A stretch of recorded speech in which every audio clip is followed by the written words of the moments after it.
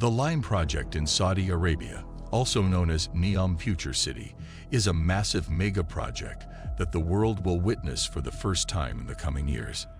Not only is it huge, but NEOM is also the world's most expensive construction project. With an expenditure of $500 billion, this project involves the construction of two 500-meter-tall skyscrapers, parallel to each other, spanning an astonishing 170 kilometers across the desert of Saudi Arabia. It's as if 4,500 copies of New York's One World Trade Center were lined up in a single line. Saudi Crown Prince Mohammed bin Salman dreams of turning NEOM into a futuristic, advanced, linear city, a city where 9 million people can live within glass facades. But is such a project even feasible? What are the advantages and disadvantages compared to organic cities? Is Saudi Arabia risking everything in an attempt to save its declining economy with this project? And if the NEOM project fails, what will Saudi Arabia have left? NEOM is a project in Saudi Arabia that is set to become the most unique city of its kind. It will stretch in a line from the Gulf of Aqaba in the west of Saudi Arabia to 170 kilometers towards the east. When Saudi Crown Prince Mohammed bin Salman announced it in 2021, there were doubts whether the project would ever start. However, recent satellite images show that construction has indeed begun at the exact location announced. The project spans 170 kilometers in length, but is only 200 meters wide, roughly the width of a block in a typical society. However, it plans to reach a height of 500 meters. Two skyscrapers, each 500 meters tall, will be extended over 170 kilometers. This height is double that of Mumbai's Imperial Eye or Karachi's Baria Icon. Just imagine the magnitude of this megastructure in terms of height and length. It will be the world's longest skyscraper, though not the tallest, unlike the 830-meter-tall Burj Khalifa. If a similar project were started in New Delhi, it would stretch all the way to Agra, or if it started in Karachi, it would end in Hyderabad. According to the Saudi Crown Prince's plan, 9 million people will be able to live in this linear city, calculating the area of the entire line by multiplying its length, 170 kilometers, and width, 0.2 kilometers. It amounts to only 34 square kilometers. In this area of just 34 square kilometers, 9 million people will reside, meaning approximately 264,705 people per square kilometer. To put this in perspective, Mumbai, with a population of 12 million, covers an area of 603 square kilometers, housing about 19,900 people per square kilometer, which is only 7.5% of NEOM's proposed population density. Tokyo, the world's largest city, has about 6,381 people per square kilometer, merely 2.4% of what NEOM is planning. NEOM appears to be a highly optimized project compared to organic cities, accommodating many more people on much less land. The Saudi prince's planning seems very positive.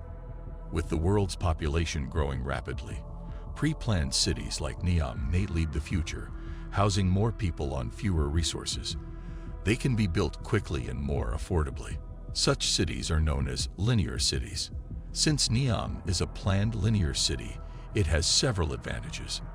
In normal cities, a lot of resources are wasted, but in a linear city, everything is planned, reducing resource loss and operating costs.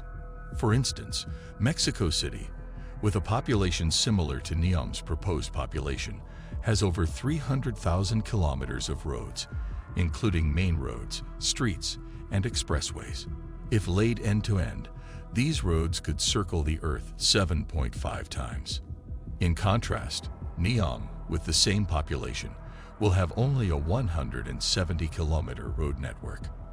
NEOM will feature a top pedestrian layer with no vehicles, a service layer with vehicles and shops, and a spine layer with a fully AI-operated, high-speed train network. Traveling the entire 170 kilometers length of NEOM will take only 20 minutes by high-speed train, a duration often spent just waiting at traffic signals in metropolitan cities. However, if linear cities have so many advantages, why aren't more projects like NEOM being built around the world? The reality is that the idea of a linear city is quite old and has been implemented before, but it doesn't work as expected. In the 19th century, a planned linear city was built in a district of Madrid named Ciudad Lineal.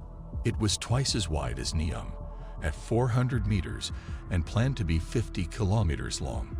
However, only 5 kilometers were constructed.